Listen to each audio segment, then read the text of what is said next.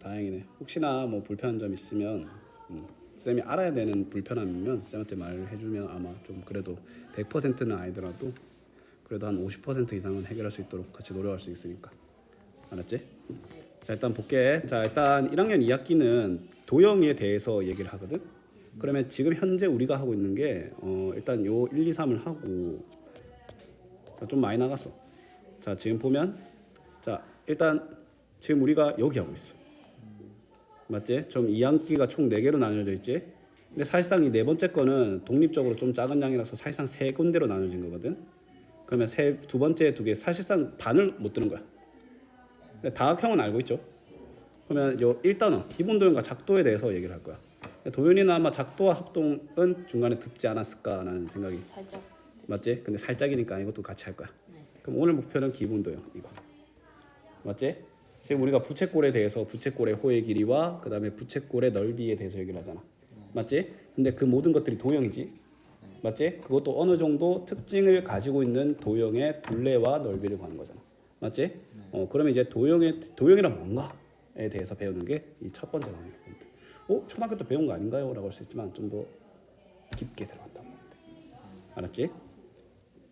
자, 일단 기본 도형인데 자, 그럼 페이지 맞춰서 6점 한번 펴볼게요. 자, 일단 도형이라고 하면은 도형의 기본 요소라고 적혀있지? 도형의 기본 요소는 점, 선, 면이 있어. 그러면 도형이라고 하면은 점, 선, 면으로 이루어진 모든 것을 우리는 도형이라고 하는 거야. 그러면 이 도형하고 화살표 당겨서 점, 선, 면으로 이루어진 모든 것이라고 필기를 한번 해볼까요? 점, 선, 면으로 이루어진 모든 것.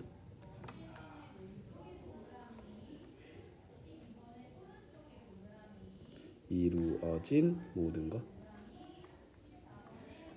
모든 것. 맞지? 그럼 막말로 쌤 있잖아. 이렇게 점 찍고 막 점 2개 찍고 선 연결해도 이것도 도형이야. 맞지?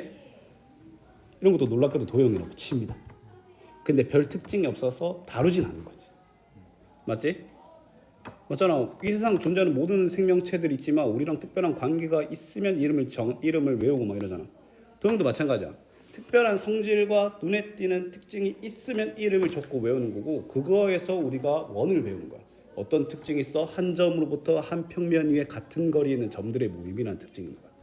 맞지? 자, 그러면 이런 도형에는 평면 도형과 입체 도형이 있습니다. 이거 묶어놓고 별표 한번 쳐볼까? 자, 그러면 평면 도형과 입체 도형. 평면 도형은 우리가 알고 있는 그냥 한 평면 위에 그릴 수 있는 도형을 삼각형 원과 같은 애들을 지금 우리가 하고 있는 거야. 지금 평면 도형의 성질을 하고 있거든. 그래서 앞에서 다각형에 대해서 배웠고 그다음에 이제 원에 대해서 배우는 거야. 그다음에 입체 도형은 직육면체, 각기둥, 각볼, 원뿔, 원기둥, 구 이런 애들 있겠지.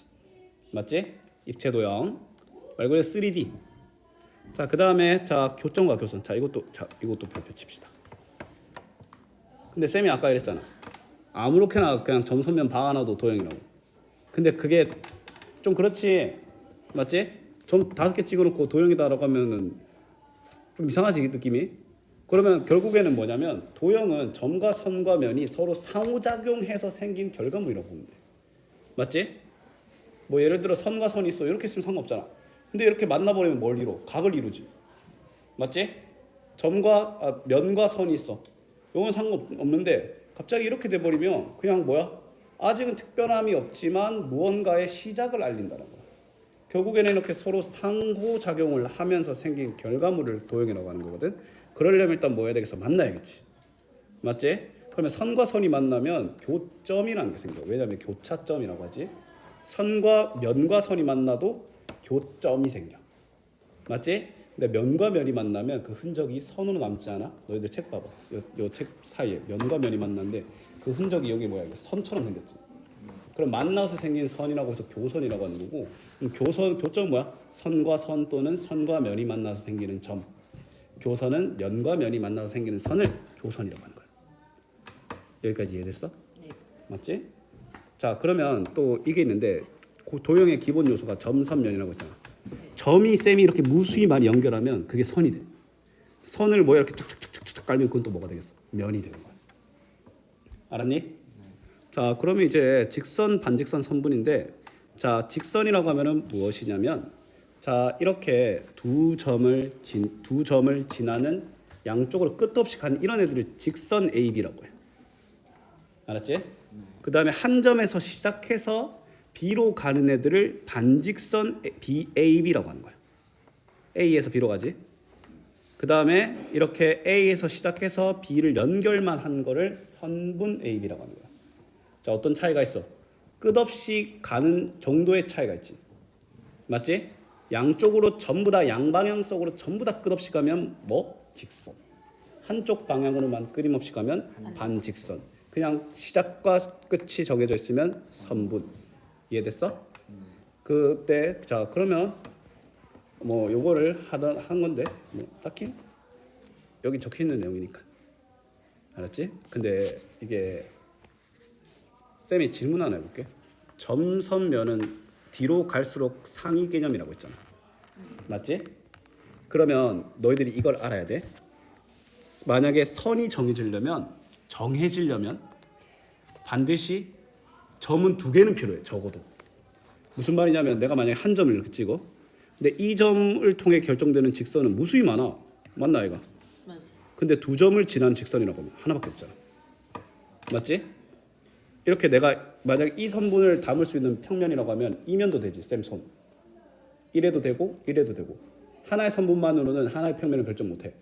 쌤이 만약에 잠깐만 이렇게 있어. 그러면 이 두 선을 담을 수 있는 면은 이 세상에 하나밖에 없지 않아? 그게 쌤이 있고 수업 시간에 박세훈이라는 친구한테 맨날 말하는 한 평면이 결정될 조건인 거야. 오케이? 들어봤지? 수업 시간에 쌤이 이제 맨날 시작하면서 창가에 앉아있는 여학생 한 명한테 그래서 세연아 평면이 결정될 조건은 막 이랬잖아.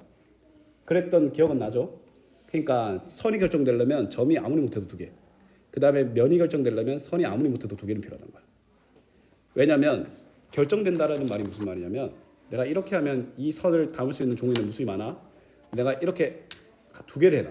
그러면 이거를 담을 수 있는 면은 이 세상에 쌤이 지금 하고 있는 이 손바닥 말고는 없다는 거야. 그러면 결정된다라고 그런 거야. 예를 들어 이거야.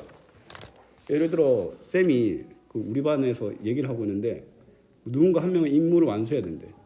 근데 아무리 들어도 그걸 할 수 있는 사람이 도인이 너밖에 없어. 무조건 해야 돼. 그럼 사실상 너로 결정된 거잖아. 맞지? 마찬가지야. 이렇게 두 개의 선분, 한 점에서 만난 두 개의 선분이 어떤 한 면에만 존재할 수 있잖아.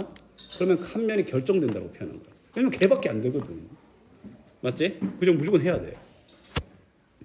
자, 두 점 사이의 거리를 할 수 있는데, 자 얘들아, 선분의 AB는 A와 B 사이의 거리라고 할 수도 있지 않아? 근데 A와 B의 가운데 점을 내가 찍으면 이 M은 A와 B로부터 같은 거리에 앉겠어? 맞지? 그러면 자 어떤 상황이냐면 일단 서로 다른 두 점이 있잖아. 그러면 선분을 연결하잖아. 그럼 선분은 길이가 중요하지. 맞지? 근데 걔를 딱 이렇게 이등분하는 점이 있을 거 아니야. 맞지? 있을 거 아니야. 그런 걸 그냥 중점이라고 한다라는 거야. 무슨 말인지 알겠어? 그럼 이렇게 할 수도 있어. M과 N에 또 중점이 있다고 하면 N이라고 하잖아. 그러면 이 기억을 이 길이를 쌤이 A라고 하잖아. 그럼 얘는 2A가 되는 거야. 전체는 4A가 되는 것이.